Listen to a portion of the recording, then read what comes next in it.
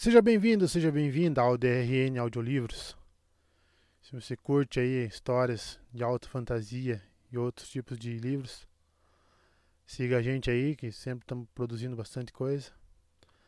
Deixe suas dicas para leituras futuras, mesmo que eu não traga imediatamente, em alguma hora eu vou trazer.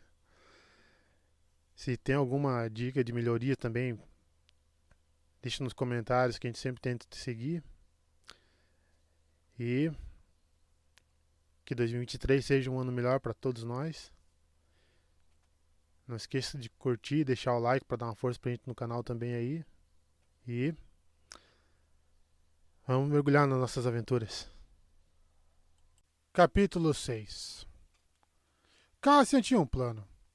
Havia testado o mecanismo da tranca da cela enquanto os guardas se concentravam em um jogo de jarique, pressionando o polegar contra o metal e testando os limites do alarme. Fingira fadiga, apoiando-se contra as barras da porta para inspecionar a tranca e checar o fabricante e o modelo. Catalogara mentalmente os instrumentos escondidos em sua boca e selecionou aqueles que ele pretendia usar. Achou que poderia escapar da cela em menos de 3 minutos. Assim que os guardas se retirassem, claro. Mas estava demorando, e agora ele estava preso com dois pensamentos incômodos. Será que matar o pessoal de Sol Guerreira havia arruinado suas chances de reconciliação com a Aliança Rebelde? Mesmo diante da ameaça de um destruidor de planetas? E onde estava Jin? Quem está na cela ao lado? Cassian tirou os olhos dos guardas e olhou para Chirrut. Foi a primeira vez que o homem cego falou em quase uma hora. Base grunhiu e se levantou. O quê? Onde? Base cruzou a alcova, empurrando Cassian levemente com o ombro para abrir espaço na porta. Olhou para a escuridão da outra cela. Cassian enxergava apenas sombras, mas Base recuou abruptamente, rosnando. Um piloto imperial.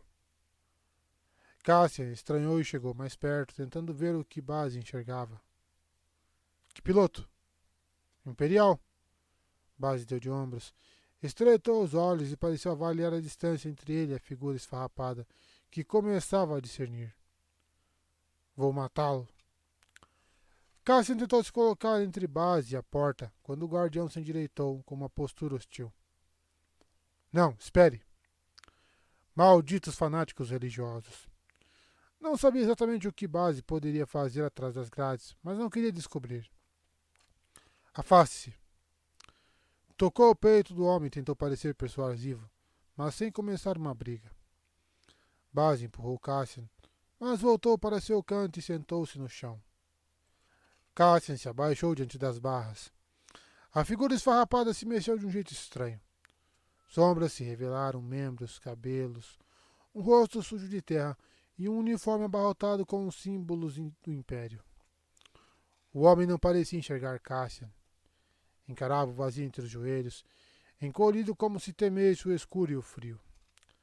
Mesmo a alguns metros de distância, ele fedia a suor e sujeira. É isso que Sol faz com seus prisioneiros? É isso que está fazendo com Jin? Você é o piloto? Cassian chamou. O homem não ergueu os olhos. Ei, ei! Você é o piloto? O piloto do transporte? O homem piscou. Cassian viu as luzes fracas da câmara dos guardas refletirem nos olhos úmidos do prisioneiro. Então o homem fez um barulho, um gemido, que Cassian quase não conseguiu entender. Piloto? Chirrut falou suavemente. O que há de errado com ele? Cassian sacudiu a cabeça e tentou se lembrar das palavras daquele holograma imperial na cidade. Bode Hook? Ele perguntou. O homem fechou os olhos com força e se encolheu ainda mais. Cassian praguejou para si mesmo. Se estiver fora de si, não será útil para nós. Galinherzo, Cassian arriscou. Queria soar gentil, mas ouviu a urgência escapar de seus lábios. Conhece esse nome? O homem chiou e virou o rosto, como se tivesse levado um tapa. Sua respiração acelerou, alta e rítmica como a de um cachorro. Cassian permaneceu imóvel. Vamos lá. O homem abriu os olhos novamente. A respiração diminuiu. Eu trouxe a mensagem, ele disse. Eu sou o piloto. Então, com um tom ao mesmo tempo de surpresa, de horror e de esperança. Eu sou o piloto. Eu sou o piloto. Só o guerreiro agarrou com sua mão trêmula à beira do console. A outra mão se moveu com precisão, inserindo um holochip dentro de uma unidade de comunicação e digitando um comando. Essa é a mensagem do piloto, ele disse. Real ou não, pelo menos ele achava que era real. Jin sentiu a garganta se fechar. Recuou meio passo, como se fosse deixar a câmara. Não quisera encontrar só. Não queria ver aquilo. Por razões que não conseguiu justificar, permaneceu ali e observou. O holoprojetor ganhou vida e um homem que ela não reconhecia apareceu em meio a uma luz azulada. Era magro, mas não abatido, como alguém morrendo sob cuidados mais gentis, e olhava para além do gravador. Seu rosto provocou algo dentro de Jin que ela não conseguia verbalizar. Alguma memória primordial distorcida pelo peso dos anos. Quando ele começou a falar, ela reconheceu sua voz. Só, se você está vendo isso, Galen Erso disse, então talvez exista uma chance para salvar a aliança. As palavras tinham o ar de uma confissão no leito de morte. Meu pai está vivo. Meu pai é um covarde. Meu pai é um desgraçado. Galen Erso não é meu pai. Galen Erso não me criou. Jin quis, loucamente, infantilmente, correr para o lado de Só e se agarrar nele por proteção. Quis socar o holoprojetor, sangrar com os cacos cravados no punho e depois arrancar o holochip só para destruí-lo sob sua bota. Mas continuou parada, ouvindo. Talvez exista uma chance de me explicar e, embora não ouse esperar por tanto, uma chance para a Jin, se estiver viva, se você conseguir encontrá-la. Ele perdeu a voz e sacudiu a cabeça rapidamente. Uma chance de fazê-la saber que meu amor por ela nunca diminuiu e que sinto sua falta desesperadamente. Da escotilha arruinada, de dentro da caverna em sua mente, vieram imagens, sons, cheiros. O pai de Jin abraçando-a, dizendo, eu amo você, cheirando igual a seu uniforme imperial. Ela quis gritar para o holograma.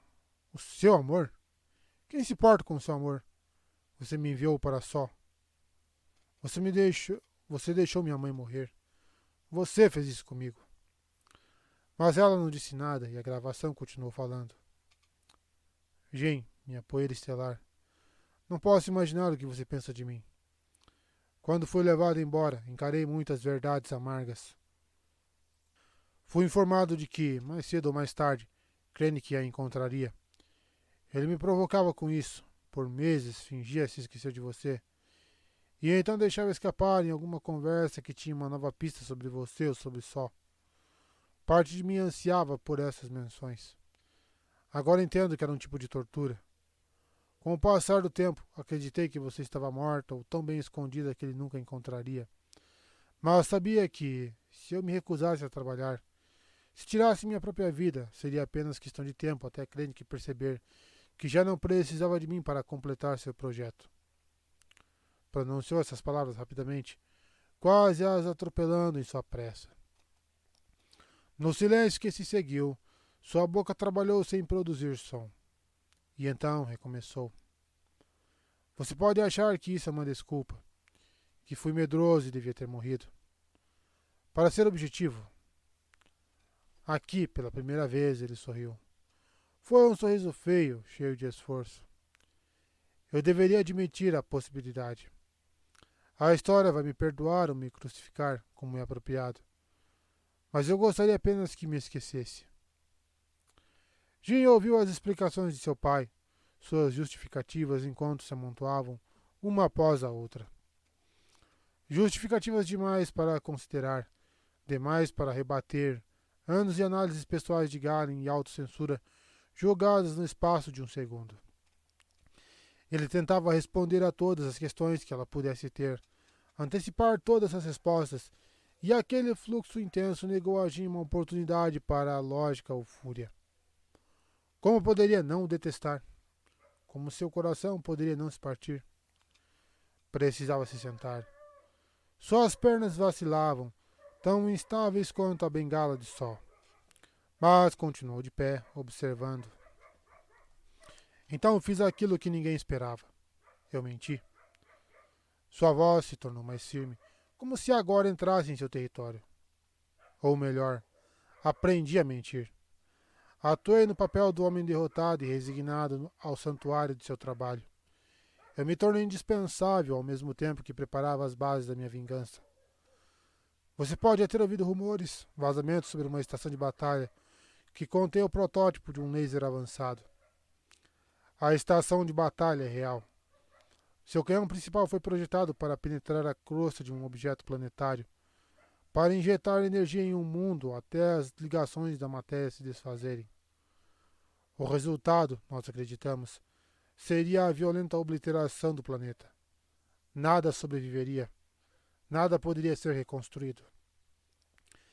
Essa estação de batalha, nós a chamamos de Estrela da Morte. Não há nome melhor. Jim ouviu os horrores descritos pelo pai, mas foi apenas seu tom de voz contundente que lhe permitiu entender. Seus pensamentos estavam fixos em sua simples presença, sua história de anos de desespero e trabalho e dúvidas. Meu pai está vivo. Meu pai é um traidor. Meu pai está construindo uma arma para destruir mundos. Galen não é meu pai. Galen não me criou. Olhou em vão para o sol, procurou pela compaixão que a havia ridicularizado e desafiado minutos atrás.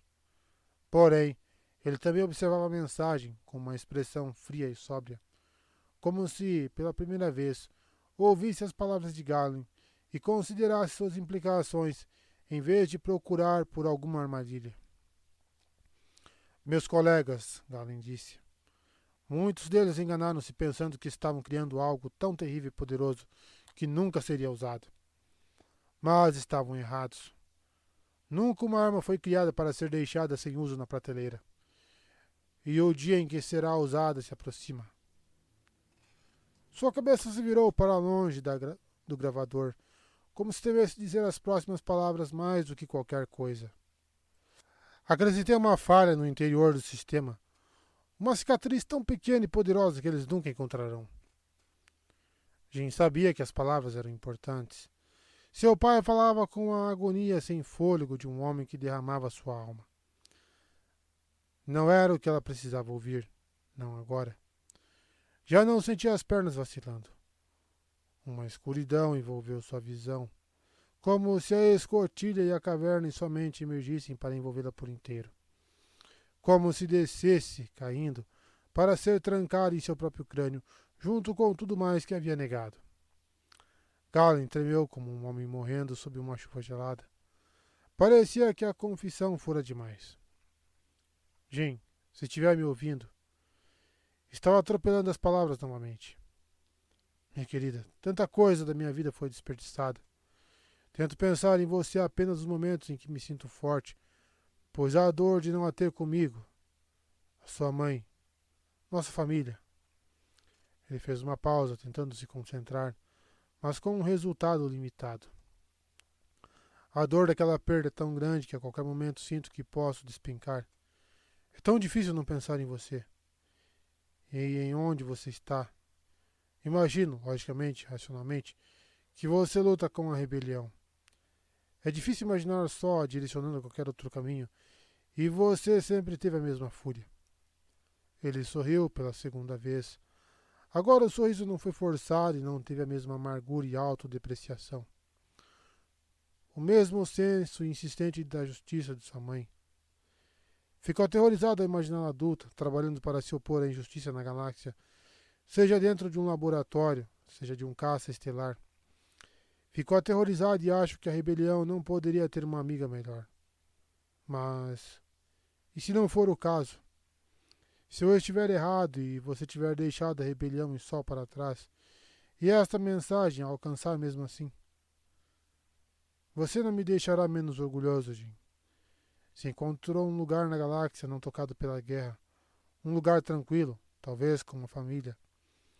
Se você estiver feliz, Jim, então isso será mais do que suficiente. O queixo de Jim doía de tanto segurá-lo para conter seus gritos. Não conseguia engolir, mal conseguia respirar. As paredes da caverna se ergueram ao redor até o brilho azulado do holograma se tornar a única luz na escuridão. Se você estiver feliz, Jim. De repente, Galen voltou a se concentrar, sem hesitar e perdendo toda a suavidade. Só. O sistema do reator. Essa é a chave. Foi lá que plantei minha armadilha. É instável, então apenas um tiro em qualquer parte destruirá toda a estação. Jim estava perdendo o equilíbrio. Suas pernas tremiam e sua cabeça girava. As palavras de Galen sumiam atrás de um rugido, com um fluxo de sangue em seus ouvidos. Tentou se concentrar na voz dele como se fosse um salva-vidas, para arrancá-los do entorpecimento. Você vai precisar dos planos, os planos estruturais para encontrar seu caminho, mas eles existem. Sabotagem por dentro é impossível. Krennic é paranoico demais. Mas pensei sobre isso só. Preparei tudo o que podia para você. O rugido aumentava. O chão de pedra pareceu tremer e Jim caiu de joelhos. E o choque dolorido afastou a escuridão da caverna por tempo suficiente para ela perceber que Sol também tremia. Sua bengala batia rapidamente no chão. Sei que existe pelo menos um arquivo de engenharia completo no banco de dados da torre da cidadela em Scarif. Use isso que lhe contei, analise os planos, e você será capaz de planejar seu ataque. Qualquer explosão pressurizada no módulo do reator vai disparar uma reação em cadeia que, sem aviso, o holograma desapareceu. Nem mesmo as luzes de controle do console brilhavam. A voz sumiu.